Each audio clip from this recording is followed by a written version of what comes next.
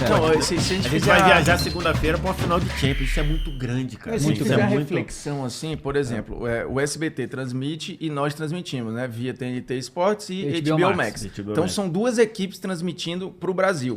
São 2 narradores. Eu não sei quantos comentaristas vão fazer lá no SBT, vamos supor que sejam 2. Acho que é só o Mauro. Então vamos botar que é só o Mauro, eu e Vitor. E acho que é isso, né? Acho que sim. Do jogo, acho que sim.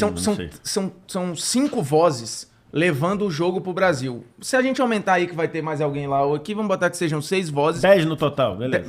10 com os repórteres, vamos botar que tenham 10 vozes falando pro Brasil do maior jogo de clubes do planeta. E você é uma daquelas vozes. Se eu parar muito para pensar sobre isso, você dá uma enlouquecida assim, né? Porque eu acho que a nossa vida é muito mais legal do que o que a gente projetou. Eu, por exemplo, assim, se eu falasse para mim aos 16 anos lá em Fortaleza, que com 40 eu ia estar morando em São Paulo, essa parte talvez o Bruno de 16 anos não entendesse, de morar em São Paulo. Mas, fechando parênteses, o restante, ele ia achar, não é possível, cara, isso aí é do caralho, não, isso é muito mais... E é foda, assim, você ficar pensando sobre, e quando você consegue passar isso para as pessoas ao seu redor, a galera meio que embarca junto, porque fala, cara, é isso aí. E na boa, a gente só consegue fazer porque tem o mínimo de rede de apoio, que às vezes nem é só familiar, é amigo, porque, pô, na boa, a Sara cansou de não ter com quem ficar e dormir na casa do Vitor, porque eu precisava fazer alguma coisa com a Renata, isso quando a gente morava no Rio. Aconteceu já da Malu ficar lá em casa. Aconteceu delas ficarem com gente no esporte interativo. Tipo, Monique Danello, deve ter sido babá da Sara e da Malu várias vezes. A gente tá no ar aqui, do jeito que a gente tá aqui, e elas duas na redação lá, porque não tinha com quem ficar. E eu precisava, a minha mulher precisava trabalhar, a Fabi trabalhava, precisava levar elas pra lá. O Cauê já ficava sozinho na redação e tal. Então, tem que entrar, entendeu? A galera tem que ir junto, assim, é muito massa. Cara, cheirado... porque... e acho que, assim, a percepção que as pessoas têm do nosso trabalho na TNT Esporte, que é muito legal, assim, é uma percepção que é diferente, talvez, de outros. É que, pô, a gente se diverte muito fazendo aquilo lá, né? Então, assim, acho que isso tem uma coisa muito, muito clara e que fica, assim, muito marcado de que quando a gente tá ali, a gente tá levando ali, mas tá se divertindo também, porque é muito interessante. Então, você pega a transmissão que a gente fez na NBA ali, tinha um montão de gente fazendo aquela transmissão lá, tinha o Sport TV fazendo, o Prime, o Amazon Prime Video fazendo, tinha o Gaulês fazendo, um montão de gente fazendo.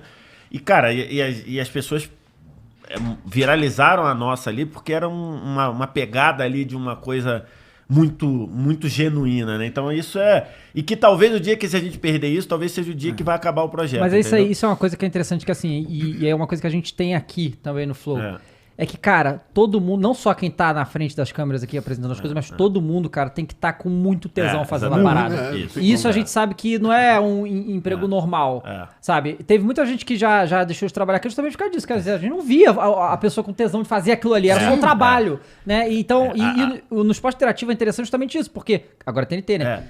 Mas todo mundo que fez o negócio sair do chão, a maioria ainda tá lá, né? São todos vocês. Mas aí entra um bastidor, o Vitor talvez tenha percebido isso. Eu quero contar 2 episódios, um envolvendo o Vitor pra falar da história de parceria e tal, e de como as coisas são genuínas lá na TV. Porque esse discurso do, esse mundo é muito vaidoso, essa galera...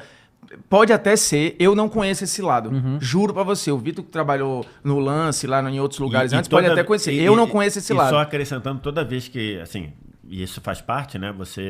As pessoas se destacam muito na TNT e era no Esporte Interativo e vão para outros lugares. Então vai para Globo, vai para SBT, vai para... Toda vez que alguém chega para conversar comigo, eu falo assim, cara, você tem que ir, você é jovem, né? A sensação de que, pô, esse aqui é o emprego da minha vida. Não é legal, por exemplo, por um acaso tem muita gente lá que é o primeiro emprego da vida e continua, mas você pode testar o mercado, outras coisas, mas toda vez que a pessoa fala, o que você acha? Eu falei, cara, acho não sei o que, encara, você é bom, né? Mas pensa assim, o ambiente que você tem no TNT Esporte, de ninguém te dar uma facada pelas costas, você não vai encontrar em outro lugar. Você não vai. E lá acho que isso é coisa, assim, estamos aqui 2 que fazem a mesma função, então durante anos eu fui e ele não foi, então era claramente alguém escolhia eu ao invés dele, mas, porra, nunca foi uma questão, porque ele sabe que eu nunca sacaneei, e não é normal, ainda mais nesse meio. E aí que eu vou entrar no que eu queria, vou até inverter a ordem, depois eu falo da história do tesão. O Vitor, já aconteceu genuinamente de chegar pra chefia e falar, eu acho que quem deve fazer essa final não de Champions, é o Formiga. Se eu não me engano, acho que era uma Copa da UEFA, não, uma Copa da UEFA, não, Liga Europa, sei lá, ou Copa do Nordeste, não lembro. Isso aconteceu.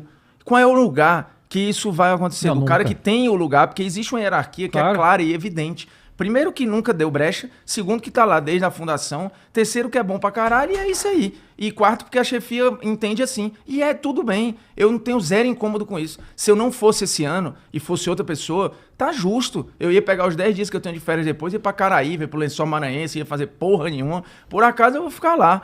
Mas eu trabalho em minha cabeça assim, e o ambiente ajuda muito para que seja assim. Porque eu não conheço um lugar que... Quando o Mauro foi contratado, por exemplo, na época o Mazei, eu já contei essa história em outros lugares, ele chegou para mim e falou, Bruno, na época eu era o segundo na escala.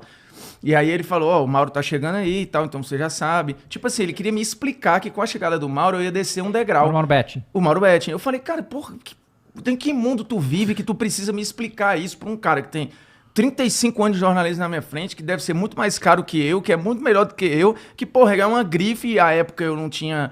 Acho que de lá pra cá eu melhorei bastante a percepção do público. Na época era outra coisa, eu tô falando de 2015, 16. E o cara teve a preocupação de sentar comigo e explicar que ia haver uma inversão da hierarquia. E eu não sei se isso acontece nos outros lugares. E aí entra onde eu queria falar, porque de um ano pra cá, de Paris pra Istambul, eu...